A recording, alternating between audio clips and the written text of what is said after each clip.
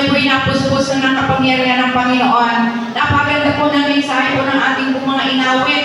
Mayroon pong nag-strike doon sa puso ko, Jesus Christ won the battle. So that's why we are victorious. Amen po ba? Kasi napagtagumpayan ng Panginoon at ang bawat isa po sa atin ay umagay nandito at magsasabi na ang Diyos ko ay Diyos na mabuti at tayo pong lahat ay naging victorious. It's because of our God. Amen. Ngayon umaga, tanong po sa bawat isa. At na po ba tayo makinig na salita ng Panginoon?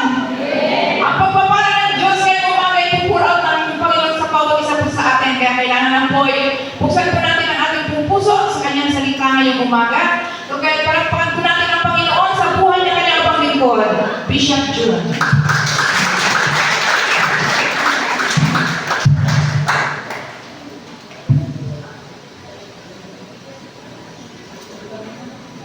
Hallelujah. Gandang umaga po. Ang Diyos ay mabuti sa atin. Sa lahat ng araw, sa lahat ng sandali, kaya naman ang Panginoon natin na siyang ating Ama ay hindi po tayo pinapabayaan. Sa araw na ito po ay pinararangalan natin ang mga ama dito sa lupa. Pero siyempre po, ang karangalan din ay walang iba na kundi sa ating Panginoon, na sa ating Ama na nasa langit, na siyang pumili sa mga ama, pumili sa mga magulang, upang sa gayon sila po ang tumatayong parang representante ng Diyos dito sa lupa. Sapagkat yung pagmamahal, yung pag-aaruga, yung pagtatanggol, yung pagtutuwid ay ginaganap ng isang ama kung paano ang ating Ama sa langit ay ginagawa din sa atin. Di po ba? Samahan niyo po ako sa aklat ng unang Thessalonica. 1 Thessalonians chapter 2 verses 10 to 12.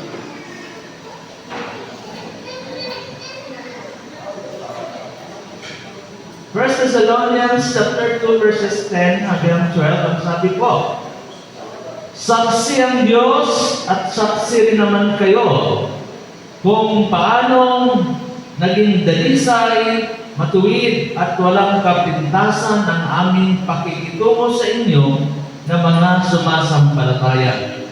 Tulad ng alam ninyo, kami naging parang ama sa bawat isa sa inyo. Pinayuhan namin kayo, pinalakas namin ang inyong loob, at inatasan na mabuhay ng kalugod-lugod sa Panginoon Diyos na tumawag sa inyo upang mapabilang sa Kanyang kaharian at kalawalhatian. Patuloy natin sa 13. Kaya na, palagi kami nagpapasalamat sa Diyos sapagkat nang ipangaral namin sa inyo ang Kanyang salita, hindi ninyo itinanggap bilang salita ng tao, kundi bilang tunay na salita ng Diyos, at ang bisa nito ay nakikita sa buhay ninyo na mga sumasampalataya. Panginoon, dinarangalan ka namin sa aming kaligitnaan. Binibigay namin sa iyo ang karampatang pagpupuri at pagtanaw ng utang na loob sa lahat ng ginagawa sa aming buhay.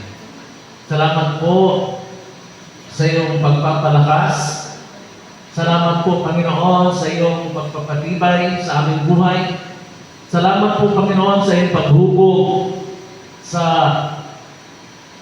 lahat ng antas ng aming buhay upang mahanda kami sa anumang pakikibaka, sa anumang pagkipaglaban, sa anumang nahaharap sa amin na hamon. At itong lahat ng ito sa tulong mo ay aming pong napagtagumpayan. Kaya sa umagang ito, Panginoon, muli, patuloy kang mataas sa aming kaligitnaan at ang bawat isa, Panginoon, katulad na yung ginagawa araw-araw, ay provide mo po ang lahat ng aming pangailangan. Salamat po, Diyos, sa lahat ng ito, sa pangalan ni Jesus.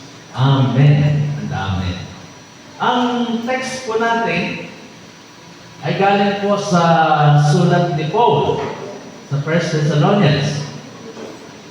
Maraming nagsasabi na si Paul ay single at walang asawa. Pero siya po ay naging ama, naging spiritual father sa maraming mga mananampalataya. Si Paul po ay handpicked ng Panginoon.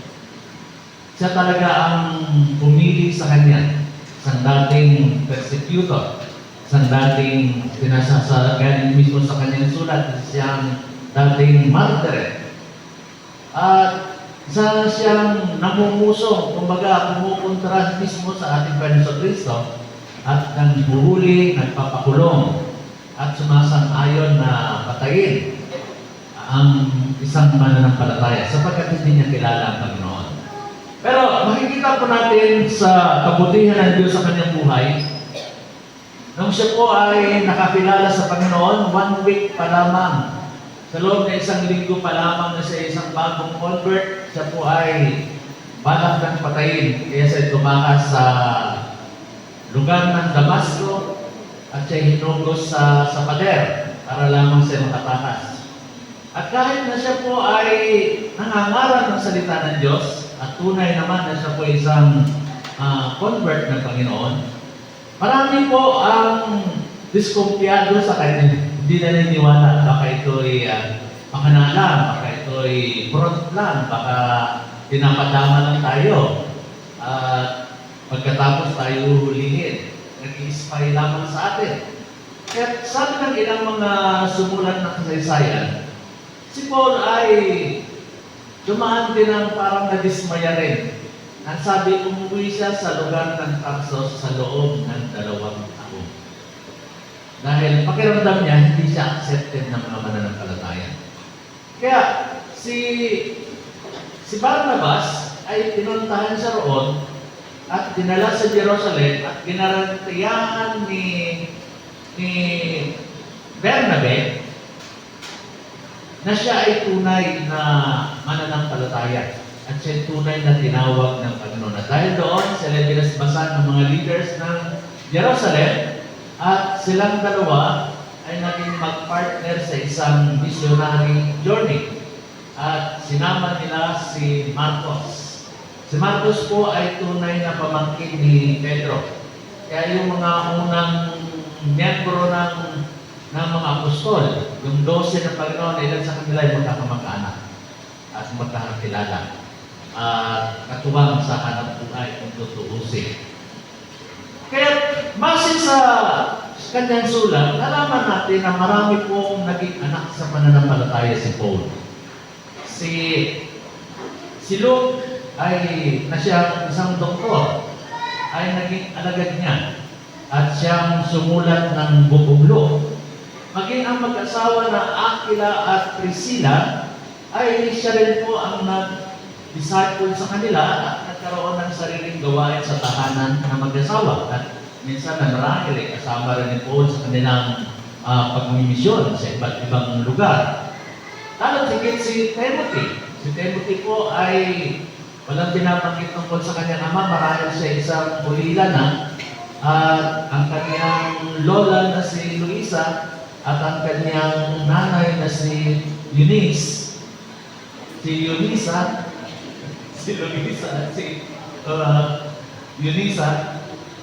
Si Paul ang siyang ginamit ng Panginoon upang si Timothy ay mahubog at maging pastor, naging mensahero niya, pinagkatiwalaan niya at sabi niya, ikaw yung naging anak ko na talagang nabasa mo, naramdaman mo at sadyang na-adapt mo ang buhay ng isang mananampalataya. Kaya itinuro ni Paul na anak ito at siya na-assign sa isang church na malaki na hinawakan na ng mga nauna na at hindi ganun kadali. Pero si Paul ay isang ama na nag-encourage. Maging kay Tito. Si Tito po ay alagad niya at siya po ay na-assign sa Creta. Ang Creta po ay isang isla na kung saan ay ang mga tao, sabi ni Paul, base rin sa mga kanilang mga makata ay mga masasamang ugali. mahirap pakitunguhan. Pero nahanda ang mga alagad nito ni Paul upang harapin ang gawain. At kung isasama pa natin ang ilan sa kanyang mga alagad, si Pilimon po ay isang host sa kanyang bahay. May garawain din po yun. Kahit nga po yung alipin ni Pilimon na si Onesimus ay naging disciple din ni Paul kahit sa kulungan. Kaya sabi nga daw noon, habang nakakulong si Paul, merong regular na reshuffling ng mga guardian. Kasi yung mga guardian niya ay napapalapit na rin kay Paul. Kaya may tendency makapatakasin o ano pa man. Kaya merong reshuffling. Now, sa isang Pablo na masabi natin na walang asawa, isang single, pero marami siyang naging anak. At sa kanyang sulat ay kanyang tinanggit. Sabi niya sa English, "You are witnesses, and God also, how holy and righteous and blameless was our conduct towards you, believers. For you know how, like a father with his children, we exhorted each one of you and encouraged you and charged you to walk in a manner worthy of God, who calls you into His own kingdom and glory." Kaya dito sa sulat ni Paul, ay makakita tayo ng isang modelo ng isang makadiyos na ama. At isa sa mahalaga sa isang ama ay yung kanyang integridad, yung kanyang estado. At sabi ni Paul, ang isang ama na lalo't higit na siya po ay isang Kristiyano, dapat siya po ay merong integridad na kung saan, katulad ng binanggit niya, siya po ay dapat ay namumuhay ng banal, siya po dapat ay namumuhay ng matuwid, siya po dapat ay blameless, hindi exactly na wala siyang kapintasan, kundi hindi mo siya mahanapan ng maipupula. Parang katulad po ng ating Panginoon Kristo na hinahanapan nila ng butas para maakusahan. Pero wala silang makita sapagkat siya po ay namumuhay ng matuwid. Ngayon, alam natin na sabi ng Panginoon Kristo, "Ako at ang Ama ay iisa." Kaya yung katangian na meron ng ating Panginoon Kristo ay katangian din na masasabi natin isang measure o sukatan sa isang ama kung paano mamuhay, paano pangunahan ang kanyang pamilya. Kaya pag sinabi natin banal, siya po ay being set apart and devoted to God. Ang isang ama ay inihiwalay ang sarili sa anumang gawaang makasanlibutan, sa anumang masasamang bisyo, sa anumang mga bagay na kung saan ay magiging masamang halimbawa o influensya sa kanyang mga anak o lalo higit sa kanyang pamilya. Dahil kadalasan, ang respeto ng mga anak at maging ng asawa ay naroon pag nakikita ng kanilang haligi ng tahanan ay sadyang tumatayo ng tuwid. Kita na ba kayo ng haligi na medyo nakahilay? Bisaya pala yun. Nakakiling. At may tendency nga pag ang isang haligi ay nakakiling, alam natin na pag may bagyo, pag may lindol, o dili kaya ay inanay, ay madali itong bumagsak. Kaya pag sinabi natin banal, ang banal ay galing sa salitang santos. Doon din galing yung salitang santo. Pag sinabi natin santo o saints o banal, ibig sabihin siya po ay separated from sin. Separated from the wiles of the enemy, separated from any uncleanness and any evil na kung saan ay nangyayari sa ating mundo. Kaya, ang isang ama, pangunahin, ay dapat namumuhay ng may takot sa Diyos. At ang may takot sa Diyos, alam naman natin na mamumuhay siya ng may kabanalan. Katulad ng church. A church is holy, separated from the world, and separated for God. At ganun din po ang isang ama. Separated from the world and separated for God. Iniwalay niya ang kanyang sarili para sa Panginoon. Hindi sa humahatol, pero may napapansin ako na yung mga anak minsan na kung sana ay lumaki sa ilalim ng isang ama na irresponsable, isang ama na kung sana hindi naging tapat, isang ama na kung sana naging pabaya, isang ama na kung sana sila iniwan. Minsan, yung halimbawa na hinahanap ng anak ay hindi nila nakamulatan. Kaya sa kanilang pagbuo ng kanilang pamilya, minsan nauulit ang kasaysayan. Di ba? Kaya ang pagtayo ng isang ama na pagiging matuwid, pagtayo sa prinsipyo ng salita ng Diyos ay hindi lang niya yun ginagawa para sa kanyang sarili. Ginagawa niya yun para sa kanyang pamilya. Sa kanila na kung saan ay nakatingala sa kanya. Sa kanila na kung saan ay nakatingin sa kanya. Sapagkat sabi nga, ang unang bayani ng mga anak ay ang kanilang ama. Tama ba yun? Nag-agree ba kayo? You're my hero. Kaya mahalaga po na makita natin ito na isang ama sadya dapat nangunguna pagdating sa spiritual na bagay. Siya dapat yung devoted to God. Gusto niyo kantahin ko yung devoted to you? Hindi ko natapos eh. Sila yung talagang kakikitaan mo ng pangunguna o leadership pagdating sa spiritual na bagay.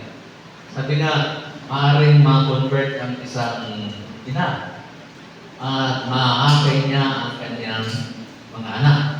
Pero pag si tatay ay kumadlang, kumontra, at may mga sasabihin, minsan na ahadlangan ang mga anak na magpatuloy. Pero pag isang ama, ang siyang na-convert at tumayo, at pag nagsabing, gumising na kayo lahat, magsisimba tayo ngayon. Sino ang pwedeng kumontra? Ahaplutin ka sa higaan mo, kahit Christian yan, pag sinabi niya. At kadalasan andun yung tuwa, pag nakita natin, sa loob lahat mismo ng tahanan, natutuwa rin mga anak niya, merong ang kanilang ama ay tumatayo bilang isang ama at nangunguna sa kanila, lalo tigit pagdating sa pagsunod sa Panginoon. Yun, ang isa sa katangian na sabi ni Paul, kayo mismo ang saksi, nakita niyo ako, at mismo ang Diyos ay alam ang sinasabi ko kung paano kami namuhay, kung paano kami umasal sa inyong harapan. At dahil dito, sabi niya, bilang isang ama, ganun din kami sa inyo bilang aming mga anak. Tinunurin ni Paul na ang kanyang mga converts ay kanyang mga anak. Kaya ang isang ama ay dapat matuwid. Pag sinabi natin matuwid, upright in dealing with others. Tumatayo sa tama. Natuwa ko kanina. Ay wala pang Father's Day. Paggabi pa lang, nag-send na ng Happy Father's Day. Pero meron siyang isang sinabi na natuwa ko. Sabi niya, kayo yung aming ama at alam ko po na ako'y tatayo sa inyong likuran sapagkat alam kong lagi kayo tumatayo sa tama. Laging tumatayo. Ang isang ama ay dapat tumatayo kung ano ang tama. Meron sa prinsipyo na kung saan ay hindi siya pwedeng makiayon sa mali. Hindi siya pwedeng makiayon sa masama. Hindi siya pwedeng mag-agree sa anumang bagay na siya mismo ay hindi niya masikmura, hindi niya malulun, hindi niya matay, gano'n. At ang isang ama ay kahanga-hanga, dapat lamang na igalang pag siya po ay matuwid pagdating sa pakipagkapwa, lalo higit sa kanyang asawa o unang-una. Ang kanya, itong taong ito, ang isang ama ay dapat masasabing matuwid pag siya merong salita. Tinutupad niya ang kanyang pangako, ang kanyang vow. At kung meron mang unang pangako na binitawan ng isang lalaki bago siya naging ama, ay ang mahalin ang kanyang asawa. Sa hirap o ginhawa, sa ganaan at kahirapan, pareho na yun, ha? Till death do us part. Uso na ngayon yung minsan bibihira ka ng makakita ng ganong oring tao na tapat. Nagiging rare na kung tutuusin.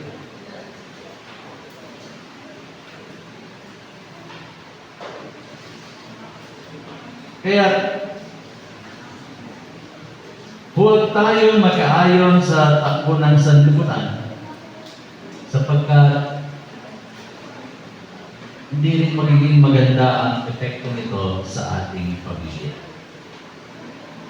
Ang isa pang katangian na dapat makita sa isang ama, isa po ay living above reproach.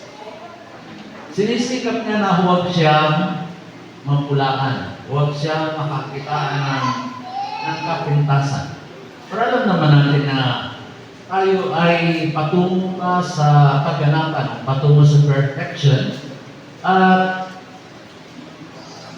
masasabi natin kung talagang pula o kahinaan ang ating titingnan, yung makikita tayo. Pero ang binabanggit dito, yung blameless na kung saan ay sinisikap niya sa abot ng kanyang makakaya at sa biyaya ng Diyos na manatiling matino, manatili na kung saan ay hindi siya mapulaan, lalo't higit hindi malagay sa kahiyan ang kanyang pamilya. Unang-una ang kanyang sarili. Dahil kadalasan, may epekto din sa mga anak pag mismo ang kanilang ama ay nakagawa ng isang bagay na magdadala sa kanila ng kahihiyan. Kaya iingatan ng ama na huwag malagay sa ganong sitwasyon ang kanyang pamilya sa pamagitan ng pag-iingat muna niya sa kanyang sarili. Kaya ang iingatan ng isang ama ay ang kanyang integridad, ang kanyang karangalan, ang kanyang pangalan sa tinga, ang kanyang pagiging mananampalataya, ang kanyang pagiging tagasunod ni Kristo. Bilang Kristiyano, dala-dala niya yung pangalan na yun. At bilang isang anak ng Diyos, hindi niya dapat ilalagay sa alanganin ang pangalan mismo ng ating Panginoon sa Kristo. Kaya ba yun, mga tatay? Pero niyo ba ang pagiging tatay minsan ay nagsisimula yan na kahit singgit ka lang, bumubuo ka agad ng prinsipyo na pag ako'y nagkapamilya o pag ako'y nakapag-asawa ay ganito ang aking gagawin. Kaya sabi na nila, kahit sa pagpili ng makakatuwang sa buhay ay isang very crucial stage. Ulitin ko ulit yung sinabi ko na napakahalaga daw ang isang tamang pagpili sa mapapangasawa o makakasama sa buhay. Kasi po, 90% ang assurance na magiging successful ka. 90% yan ang sabi ng mga nabasa ko. 90% na matitiyak na kayo mag-asawa at ang inyong pamilya ay magtatagumpay sa pagpili ng tamang partner sa buhay. Kaya bilang mga ama, bilang magiging mag-ama parang araw, at ang pagpili kadalasan ay dapat kumukonsulta rin tayo sa ama nating nasa langit. Ama? Ay, approve na sa inyo ito. Hindi, tay, baka pwedeng approve nyo na ito. Hindi yung nakapili na bago gusto ipa-aproban sa Panginoon. Hindi, bago ka pumili, ay tanong mo muna sa Panginoon, approve ba ito sa iyo? At sa ganung paraan, tayo po ay hindi magkakamali. At sa huli, isang mabuting ama, isang matuwid na ama, isang ama na kung saan ay nakasanayan na laging nakatingin sa Panginoon at laging tinitingnan ang tuntunin, ang prinsipyo, ang utos, ang nais ng Panginoon sa kanyang buhay. Yun. Di ba? Ay, mga single, mga binata natin, kaya ba yan? Kung sakali ba, ito sakali lang ha, wala ka pinutukoy. Kung sakali ba, ikaw ay may girlfriend na ngayon, at tayo pag-uusapan, at siya ay hindi approve sa tuntunin ng Panginoon, tutuloy mo pa ba o alam mo na ang dapat gawin? Tanong ko lang yun. Ito mo sagutin. Pero nakasalalay dyan kung nire-respeto mo ba ang ama mo na nasa langit. Dahil siya naman ang magbibigay ng tagumpay. Siya naman ang magpupurbay ng lahat natin mga kailangan. Siya ang magbibigay ng saya sa loob ng pamilya. Kaya mahalaga po yun na dapat natin kasi. Ngayon, tinanggit din si Paul na ang isang ama, like a father with his children, we exhorted each one of you. Yung word na exhortation ay, ang ibig sabihin niya ay encouragement. Like a father with his children, we exhorted each one of you. Ang kagandahan dito yung bawat isa sa inyo, kung ilan yung membro nila, kadalasan sa isang mass gathering, siyempre, lahat kayo, ang mensahe ng Panginoon ay para sa ating lahat, diba? Pag sinabi natin exhortation means urging or strongly encouraging towards growth. Nagpapalakas. Si Barnabas, tinawag siyang the son of exhortation. Pero si Barnabas, diba, hindi yun ang tunay niyang pangalan. Baka nakalimutan natin. Yun ay palayo lang sa kanya. Yun ay ikinabit sa kanyang pangalan dahil yun ang kanyang kalikasan. Likas siya na matulungin. Si Barnabas, ang unang nagbenta ng kanyang lupa, para sa ganon, ang napagbentahan ay i-distribute sa mga na-displace, sa mga balo, sa mga mahihirap na Christians. Dahil dati namumuhay sila sa common. They are living in common. Kaya siya yung nagbenta ng lupa para masuportahan ang gawain ng Panginoon, masuportahan ang pangailangan ng mga membro.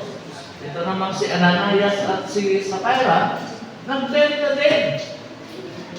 At ibibigay sa gawain, kaso nagsinungaling sila. Pinalalabas nila na ibinigay nila lahat, yung pala'y hindi naman. At hindi matay ng banal na espiritu ang gayon. At dahil doon, nagkasunod sila na namatay. Ngayon, balikan natin si Barnabas ang talagang tunay niyang pangalan ay Jose. At dito ho, sinabi ni Paul, ang isang ama ay dapat marunong mag-encourage, marunong magpalakas, marunong sumuporta. Ang purpose ay para sila magpatuloy, para sila ay lumago, para sila ay maging masigasig, para sila ay maging handa sa pagharap sa buhay. Tutuwa ako, itong nakaraan ay dapat ipapagawa namin ni Pastora yung natitirang hindi pa na nagawa sa bahay. Hindi lang namin maharap noon dahil may mga gagawin pa. Pero palibasa yung schedule ay wala naman. Nagpasya ako na sabi ko ako na lang gagawa. Yung buong second floor, ako magsasahig. Parang ayaw kong payagan ng pastora at baka kung ano mangyari sa akin. Kaya ang kanyang solusyon, pinasamahan ako sa apo ko. Tagabantay pala yung apo ko. Pero, dahil may mga bubuhatin at malaki na rin naman, edi katuwang ko sa pagbubuhat yung apo ko. At sinabi ko, salamat ako. Ang unang apo ko ay lalaki. At ngayon ay katuwang ko na sa gawain. Amen. Pagdating sa pagkarpintero, sadya hindi ko siya makatuwang. Pero sa pagbubuhat, sa pagbubugas, sa pagwawalis, at minsan sa pagsasaking, paghanda ng merienda, nandun. Katuwang ko yung aking apo. At siyempre, pagkasama mo yung apo mo na hindi pa ganun karami ang alam pagdating sa buhay, doon lalabas yung pagiging ama mo, pagiging lolo mo, na ang mga bagay na bago, ang mga bagay na hindi niya alam, ang mga bagay na hindi pa niya natututunan, ay ibabahagi mo. At minsan ang isang ama hindi naiwasan na hindi magalit. Hindi maiwasan na minsan na hindi magtaas ng boses sa kanyang mga anak o sa kanyang apo.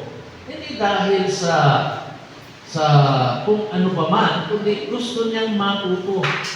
Sapagkat alam niya, lalo sa isang lolo, sa isang may edad na alam niya na hindi sa lahat ng panahon ay makakasama ka ng iyong mga anak o ng iyong mga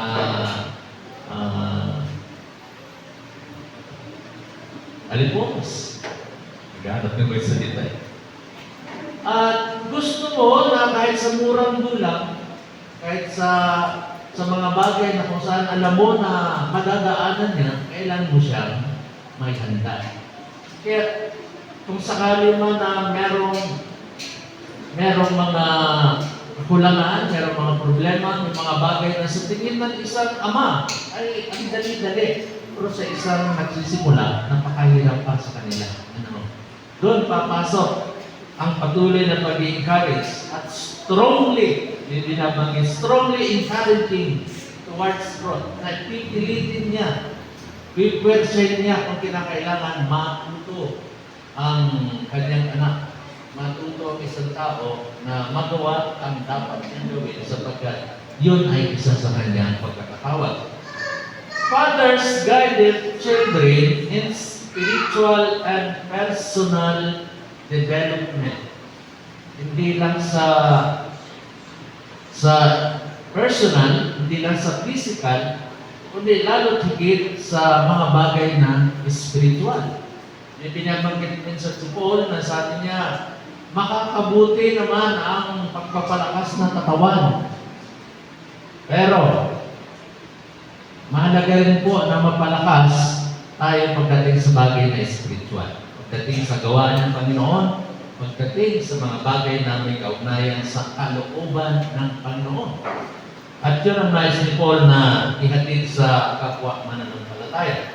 Lalo higit sila ng mga bunga ng kanyang pagpapakal. Kaya ang isang ama, every father is a coach and a cheerleader, inspiring their children on to pursue God's best. Kaya ang isang ama ay parang coach, parang isang mentor. Na minsan, ang unang pinapagawa ay mga gawaing bahay. Eh siyempre, assign ko si Ethan sa paghuhugas. Eh unang tinitingnan ko, bagaman tinuturuan naman ng mama niya, abay, diba may mga kanin-kanin pa yun, may mga ulang-ulang pa. Ulog sa palanggana, tapos diretso subo na. Sabi ko, hindi ganyan. E di tinuruan ko.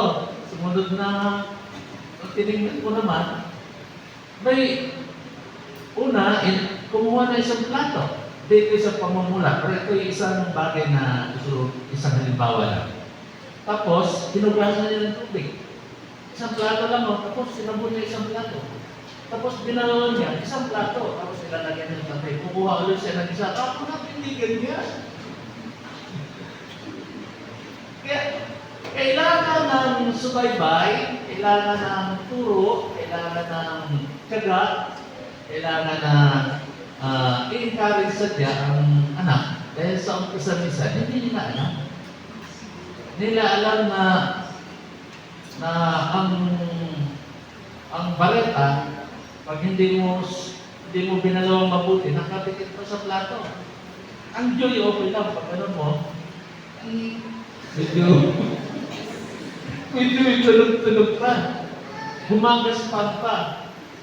Kaya minsan sa pagsasabon nila, makikita mo, may nakapikit sa plato, sa akusara. Maliliit na bagay, pero kasama yon sa tinitingnan ng isang ama na kailangan maayos, matutunan nila, at minsan kadalasan ay kailangan ipuri. Puro hindi ng hulugan na ang ibababa mo ang kanyang, ano ang tamang term doon? Hindi hulugan na tinatawaran mo ang kanyang kakayanan. Kundi ang ibig sabihin na nakita mo at alam mo kung anong mas madali, mas magaling na paraan sa ng iyong ituturo.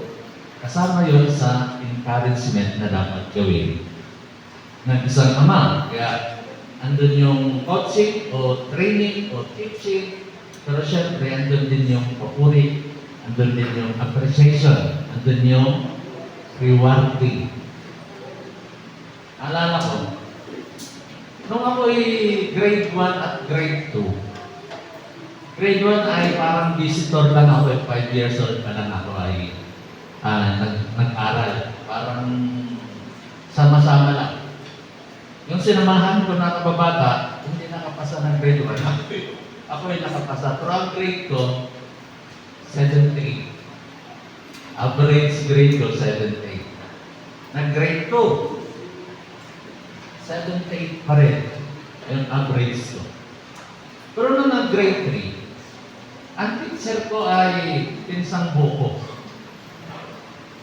Kaya in-encourage niya ako na mag-aral mabuti. At sabi niya, pinsan kita. Kakahiya. Yung kasabihan na walang buko sa lahi natin. Mga ganun ba? Pero meron siyang ginawa na reward system. Pag merong quiz, parang 5 centimos yata ang reward. Malaking bagay na yan ng panahon na yan. 19. Grade 3 ako nun eh. Tapos, pag medyo exam, 10 cents. Mahalaga na yun sa amin ng mga bata. Pag yung medyo ang finals na mga 25 cents. Mano man ang 25 cents sa atin? Ano tinatago ng 25 cents ngayon, yung piso na lamang. Pero alam nyo, nakatulong yun sa akin na walang baon minsan. Minsan bayabas lang, pinapapalit ko ng papel sa school. O kaya nagdadala ko ng itlog, nagtataka si nanay bakit.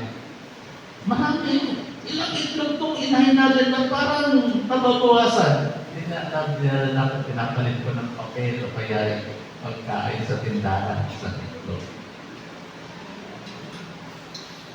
Sa pag-encourage ng aking pinsan na isang guro, siya po ay ako'y naging second sa aming class noong grade 3. Kaya pagdating ng grade 4 and grade 4, grade 5, and grade 6, nakuha ko na yung top 1. At noong grade 6, din tumigil yung pinsan ko, sabi niya, Big, Babing na palayaw sa akin. Bakit hindi ka tumakbo na school president, elementary? Alam mo ang ginawa ng pinsan ko? Siya pa rin yung sumuporta. Lahat ng estudyante niya sa grade 3, kinampan niya. At nanalo naman ako. Pero nakita ko roon, dililingon ko, malaking bagay ang isang tao na sinusuportahan ka, kahit sa umpisa ay parang ang iba ay tinatawaran ang kakayanan mo o walang nakikitang ganong potential sa iyo. Pero ikaw, o bilang isang ama, o bilang isang guro, lalo bilang Diyos na alam at siyang lumikha sa atin, siya po yung sumusuporta, nag-encourage, at ipinupus tayo sa mas mataas na antas upang sa ganon marating natin ang tunay na tagumpay. Bagamat may kasabihan na behind any man's success is a woman. Pero, sasabihin ko ngayong umaga, behind any Christian success is a man. Or God who became a man. Ang Diyos pa rin sadya ang nagmamaniobra, ang humahawak ng strings, at nagpapagalaw, at nagdadala sa atin ng direksyon upang sa gayon tayo po ay maging matagumpay. Amin po ba? Kaya si Paul, kahit sa prayer, ano bang sabi ng Lord's Prayer? Our Father, who art in heaven, hallowed be thy name. Your kingdom come, your will be done on earth as it is in heaven. Give us this day our daily bread, and forgive us our debts as we forgive our debtors. Lead us not into temptation, but deliver us from evil. For thine, yun eh. Nakakalimutan natin minsan balik sa Kanya. For thine is the kingdom, and the power, and the glory, forever and ever. Amen. Kaya sa ating pagdulog, papuri muna. I-realize natin na meron tayong Ama sa langit na napakabait, napakabuti, at sa huli, ibalik natin ang karampatang appreciation, acknowledgement, pagkilala, pagpaparangan, sapagkat sa lahat na meron tayo, hindi natin pwedeng deny na ang ating Ama na sa langit ang siya may kawal. Palakpakan na po natin.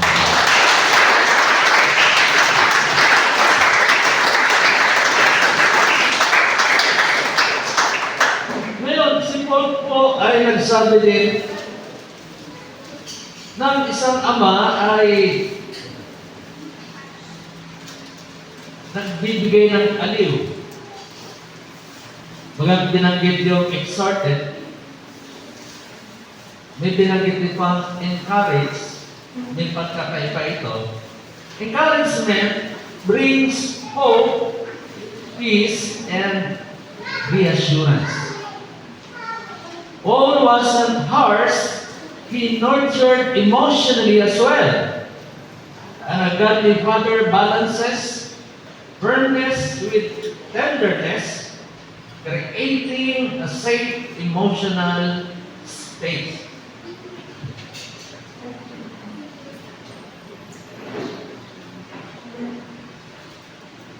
Kaya ang ginagawa ng isang ama, siya po ay marunong ding mag-aliw, siya po ay nagbibigay ng pag-asa, siya po ang tumatapik sa balikat sa likuran upang sa ganon tayo po ay mapayapa. Siya rin po ang nag-assure sa atin. Binabanggit po sa Hebrews chapter 12 na ang ama ay sadyang sinusuhito niya ang kanyang anak na minamahal. Kaya kadalasan sa pagdidisiplina ng isang ama, binabalansin niya ito ng pag-alo, papahugot, lupa. Pinabalansin niya na pinapaliwanag mabuti bakit ko ginagawa ito sa iyo, anak. Sapat gusto ko matuto kang tumayo sa iyong sariling paa. Kaya minsan sa loob ng tahanan, ang ama at ang ina ay parehong bumabalanse. Pag si nanay halimbawa ay ayaw payagan, pinagagalitan yung anak na dalaga. Ang gagawin niya ay anak na dalaga pupunta doon sa tatay. Ayaw ko payagan ni nanay. Bakit mo na? Doon sana tagal ko nang gusto kong matindoon. Kaya kung bahala kay nanay mo. Kaya pupunta doon sa nanay. Yung tatay magpapaliwanag at didesisyonan. Kaya kadalasan natutuloy yung lakad ng anak na babae. Pero may pakunang babala o kaya imomonitor ng isang ama. Minsan naman, ang isang anak na lalaki, pag sinusubito ng kanyang ama, at minsan ay parang nagtatampo, yung nanay naman ang siyang aalok, yung nanay naman ang siyang magpapaliwanag. Yung nanay naman ang sasabihin niya, anak, tama yun. At tutulungan yung anak na matanggap kung ano man yung ginawa ng kanyang ama para sa kanya o sinabi ng kanyang ama sa kanya. Kaya ang ina at ang ama ay tungkulin na hubugin ang kanilang anak at tungkulin din nila na alalayan, palakasin ang loob at patuloy na bigyan ng pag-asa na makita nila sa hinaharap kung bakit ito ginagawa ng kanilang magulang. Malaga po kasi na sa isang tao na makita niya kung bakit ginagawa ito ng kanilang mga magulang. Naalala ko sa isang construction. Yung mga tauhan ay mayroon silang binubutas na bundok o burol. At sadyang yung burol ay sadyang mabato, kahit sa bandang huli, parang napagod, nahirapan yung mga trabahador. Kaya parang tinatamad na araw-araw, puro bato yung kanilang tinitibag, at hindi ganun kadali ang trabaho. Kaya miniling sila ng kanilang foreman. Alam kong mahirap itong ating proyekto. Pero alam niyo ba kung bakit natin ito ginagawa? Sapagkat bumubuo tayo ng isang highway at itong bahagi ito ng bundok ang pinaka-shortcut para makarating may dugtong yung kabilang highway. At ang ating ginagawa ay makakatulong sa mabilis na biyahe. Makakatulong sa pag-unlad ng dalawang probinsya. At lalabas na pag ito'y ating natapos, bagamat hindi tayo mapansin, hindi malaman kung sino mga gumawa rito, pero alalahanin nyo, meron tayong ginawa na makakatulong sa komunidad. At hindi lamang sa kanila, kundi tayo rin mismo makikinabang sa proyektong ito, sapagkat tayo mismo rin ay dadaan. At sa bawat daan natin, maalala natin na naging bahagi tayo sa proyektong ito at nakatulong sa maraming tao. Dahil nakita ng mga laborers, ng mga trabahador, na may saysay pala. Meron palang kabuluhan ang kanilang ginagawa, kaya kinabukasan, bumalik ang kanilang sigla at nagpatuloy para tapusin ang proyekto. Kaya minsan sa isang anak, minsan maaaring mag-fail, maaaring bumagsak. Sa isang anak, maaaring magkamali. Sa isang anak ay maaaring makagawa ng isang bagay na masasaktan ang kalooban ng isang magulang, isang ama o isang ina. Pero sa bandang huli, ang ama pa rin at ang ina ang siyang tunay na kapunawa at makakatulong para makabawi at maka-advance, maka-recover, maka-move on ang kanilang anak. Yan ay tungkulin ng isang ama ng isang magulang. At dapat yung integridad ng isang ama ng pagiging matibay, malakas, ay lalabas sa kanyang pagpapayo na hindi nagsasalita si tatay dahil lang sa katang-isip. Hindi ang kanyang sinasabi ay meron pong suporta sa kanyang likuran. Ginagawa niya ito para sa kanila. Ngayon, katulad ng binanggit ni Paul na sabi niya, we exhorted each one of you and encourage you and charge you to walk in a manner worthy of God. Pag sinabi natin church, implies a solemn instruction or command. Ito'y mabigat na bitaw. Di ba pag yung may mga labanan, church! Walang lang, oh, church, oh, hindi ganyan eh. Pag sinabi ng church, o kaya may aso ka na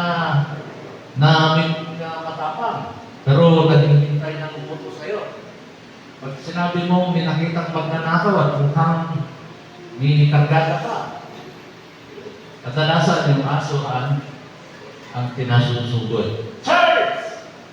Alala ko tuloy isang kapatid na may alagang aso. Sabi niya, Pastor, meron akong pag sinabi ko ang word na yun, tumakbo ka na. Aatake talaga yan. At walang pipigil kundi ako rin.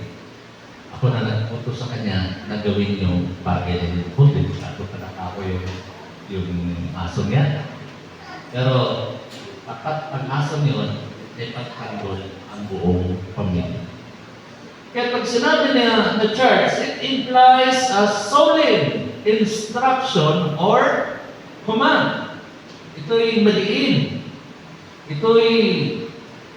Itong utos na ito ay yung utos na ayaw niya na hindi mo sundin.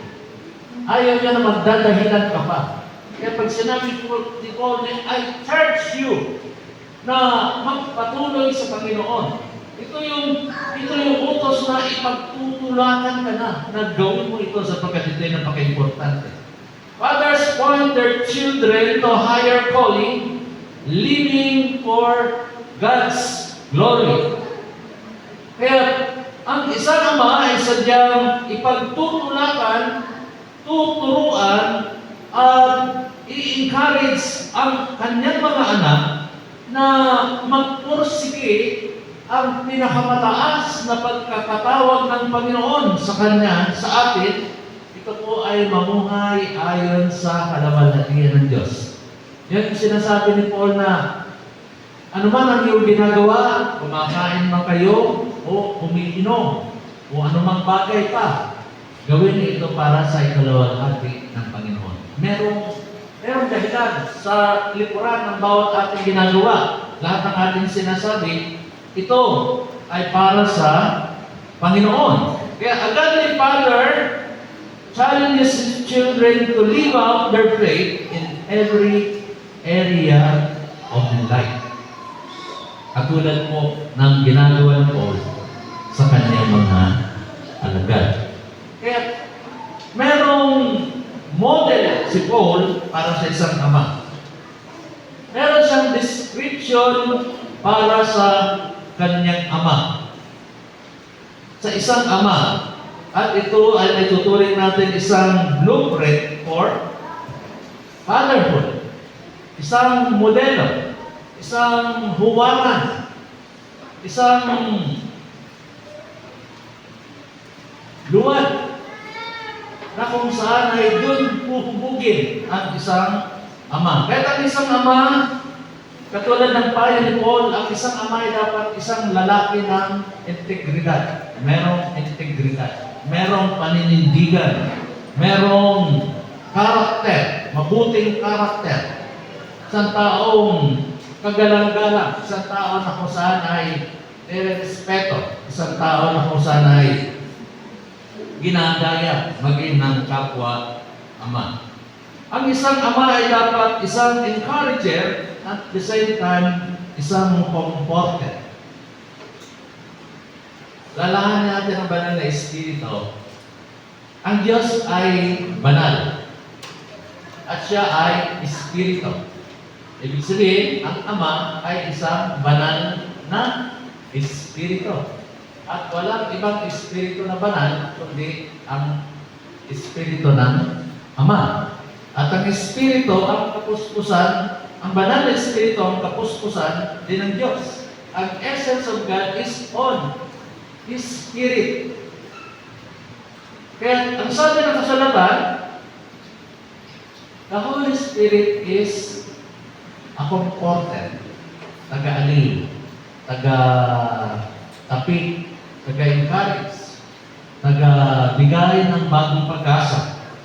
At ang isang Ama na kinakasihan o pinangungunahan ng banal na Espiritu, isa sa tungkulin niya ay maging nagpapalakas at nag-aaliw ng kanyang mga anak, ng kanyang pamilya. Ang isang ama ay dapat as spiritual leader pointing children to Christ. Ngayon, hindi nararapat ng isang ama siyang binibit-bit pa ng kanyang asawa at anak para magsimba. Hindi nararapat na isang ama pa ay pinipilit na sumunod sa Panginoon. Dahil siya dapat ang nauna. Siya dapat ang nagpupursige. Siya dapat ang siyang magiging modelo sa kanyang mga anak. Kaya kung yung isang ama ay pinababayaan ang kanyang pagsunod sa Panginoon, saan niya dadalhin ang kanyang pamilya? Dahil ang assurance ng pamilya natin ay magiging matagumpay ay tayo po ay namumuhay, ang ama ay namumuhay ayon sa tuntunin ng Panginoon. Meron po nang sabi minsan, dahil sa kabalahan ng ating panahon, na minsan ang prioridad ay hanap buhay, kumita ng pera, negosyo, at iba pa. At minsan, pumapasok sa mga bagay na tahasan at alam na hindi ito kalugod-lugod sa harapan ng Panginoon.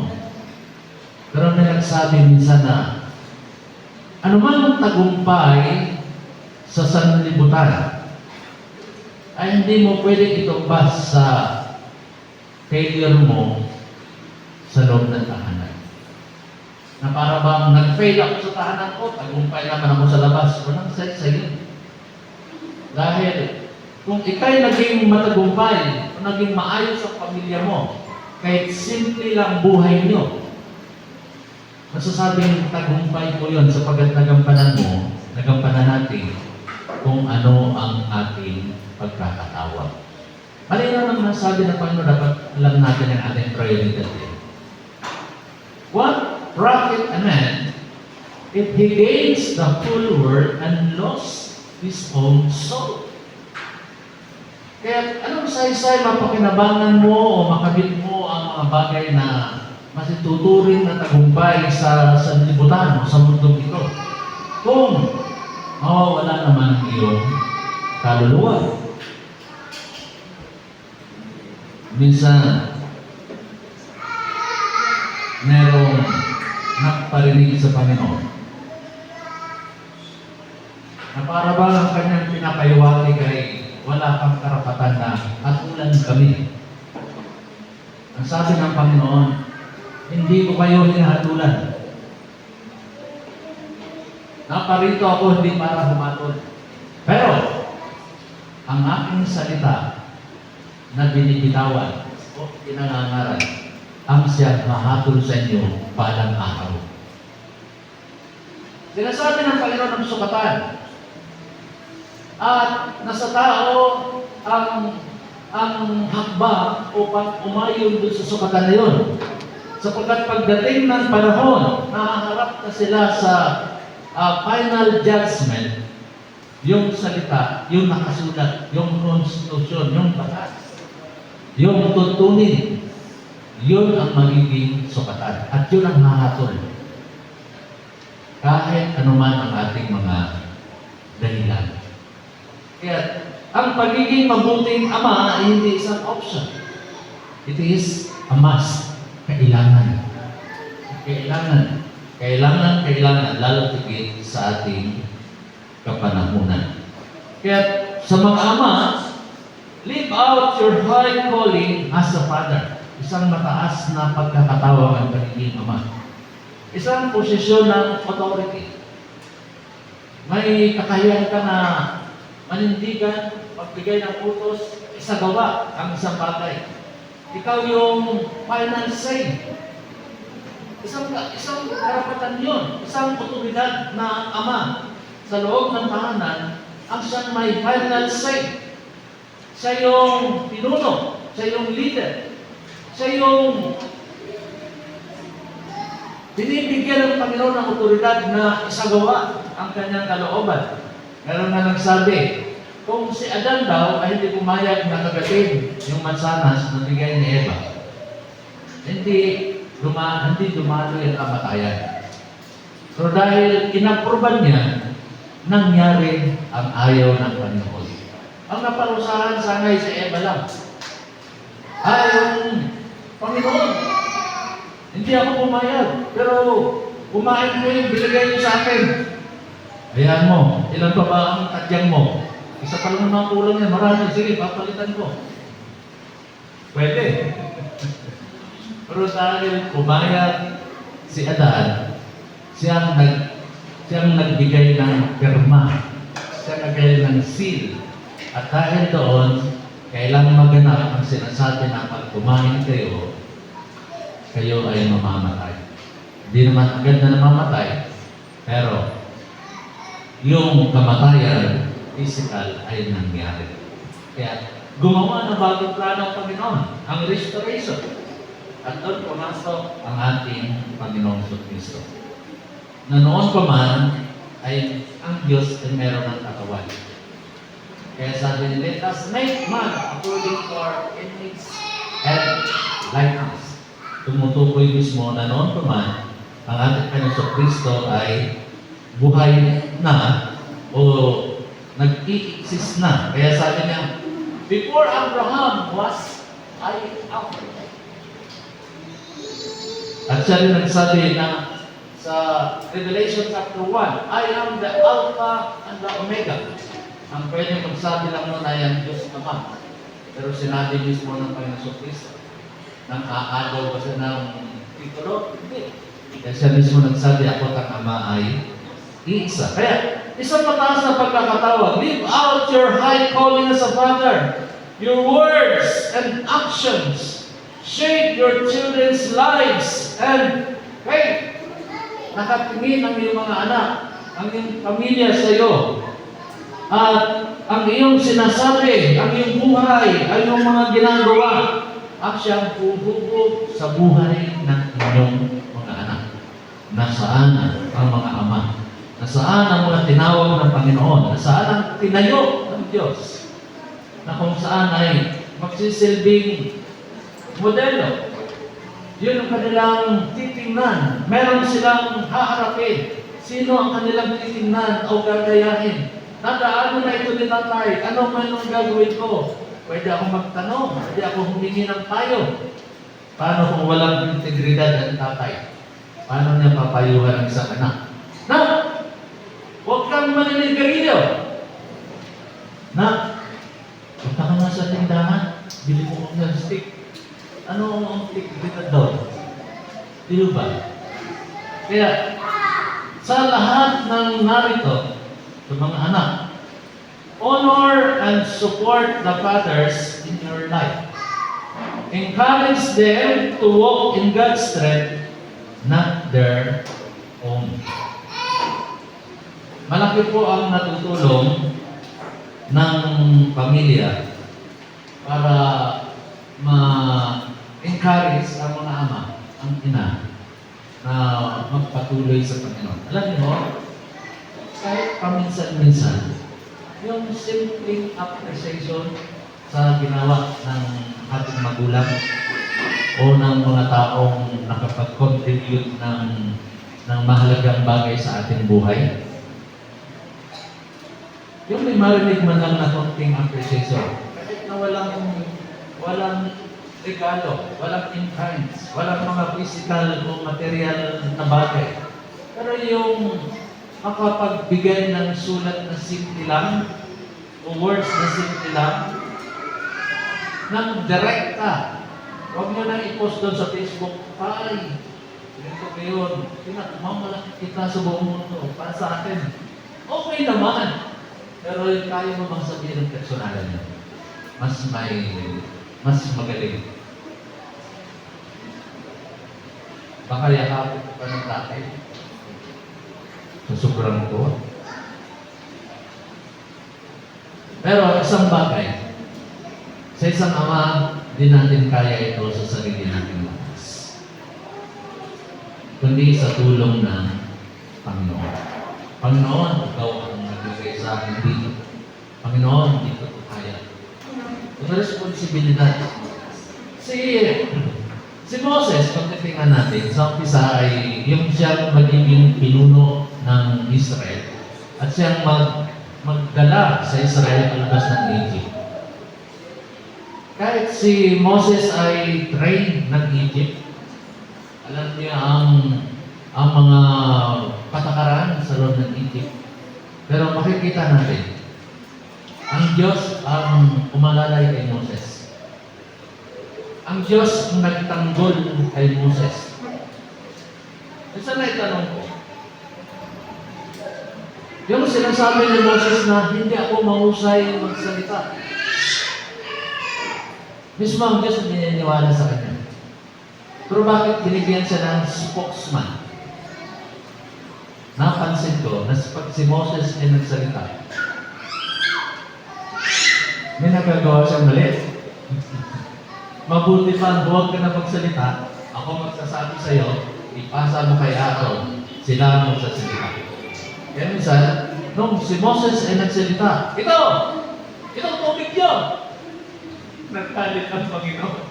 Kaya minsan, masugulis-ulit pa ng Panginoon na tahimik ka lang, iiyak mo na lang yan, Moses. Pero, ikaw yung binigyan ko ng otoridad. Ikaw ay parang Diyos sa kanila. Matinding responsibility. Kaya ang isang ama ay mayroong ganong uri ng otoridad. Ikaw ang tatayong ama sa kanila. Kaya hindi dapat sirain ng isang ama ang otoridad na yun. Pagkos mamuhay siya na parang ang Diyos ang siyang nangunguna sa kanyang pamilya. Sa huli, makikita niya ang bunga ng lahat ng ito na kahit siya ay kasama pararangalan ng Panginoon. Kaya nga, may Father's Day. Purihin ang Panginoon.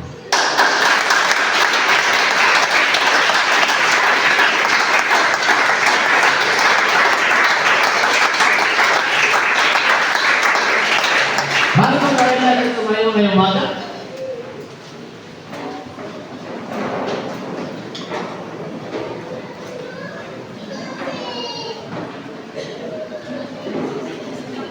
Tayo po'y sandalin. Yumuko at tayo manalangin.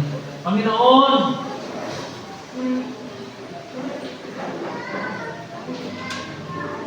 Ama namin na sa langit,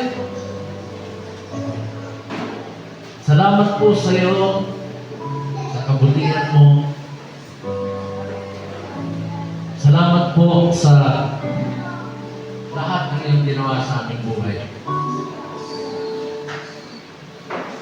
Nagpapasalamat kami at binabalik namin sa iyong lahat ng pagkilala, lahat ng pasasalamat, sapagkat napakabuti mo sa aming mga buhay. Salamat, Panginoon, at patuloy mo kami iniingatan sa silong ng iyong pag-iingat. Salamat po, Panginoon, na patuloy mo kami niyayakap kung magiging malabay na akpa. Salamat po, Panginoon, sa kalakasan na kailangan namin. Na kahit si Apostol Pablo ay nagsasabing, magagawa niya ang lahat ng bagay dahil kay Kristo na nagpapagawa. At salamat, Panginoon, na nandiyan ka lagi. Panginoon Jesus, salamat po, Panginoon. Na nandiyan ka lagi. At tinutulungan kami na mapagtagumpayan ang lahat ng bagay. Nandiyan ka lagi na nananalangin, namamagitan. Naglilinis ng aming mga kasalanan. At lumilimot nito. Salamat po, Panginoon. At binibigyan mo lagi kami ng pag-asa, ng panibagong pagkakataon, ng bagong umaga, upang sabihin, Panginoon, hindi kami mahadlangan ng anumang pagkakamali, ng mga salang hakbang pagdo sa Panginoon. Laging may pagkakataon. At lalo naging matibay sa amin ang katotohanan na hindi sa kung sino kami, kundi kung sino ka na tumulong sa amin upang maabot ang pangarap na yon, upang malagay sa payapa at magandang antas ang aming pamilya, sapagkat ikaw nagpapaganap nito, Panginoon. Kaya sa umagang ito, Ama, patuloy ang pagpapala mo ay pagkaloob mo sa iyong mga anak.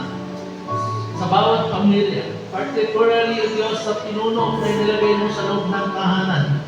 Sa mga haligi manatili, Panginoon, matibay ang kanyang pagkakatayo. Sa mga haliging ito, Panginoon, ang pwedeng sandalan. Sa mga haliging ito, Panginoon, na kung saan, O Diyos, isang halimbawa na siyang lumalaban sa anumang unos, sa anumang maaring makasira sa loob ng tahanan. Siya na umaantabay, siya na umaanggap sa Panginoon na nagpuprovide. Pagpalain mo po, Panginoon, ng mga ama. At pagpalain mo rin po, Panginoon, ng mga ina ng matayong ama sa kanilang pamilya. At kaya mo din po, Panginoon, na ihanda mo ang mga binata na maging ngayon pa lamang ay makikin sa kanilang isipan, makabuo ng isang prinsipyo, maninindigan sila ayon sa tuntunin at halimbawa ng aming amang nasa langit. Pagpalain mo po ang bawat isa, Panginoon. At hayaan mo po, Ama, matugunan ang lahat ng kanilang pangkailangan. Ay sagwa, Panginoon, ang layunin mo sa kanilang buhay. Maging kagamit-gamit sila, Panginoon, sa iyong gawain. Maging maayos, Panginoon, ang samahan sa loob ng pamilya.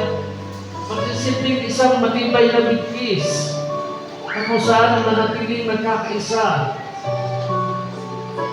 ang bawat miyembro ng pamilya.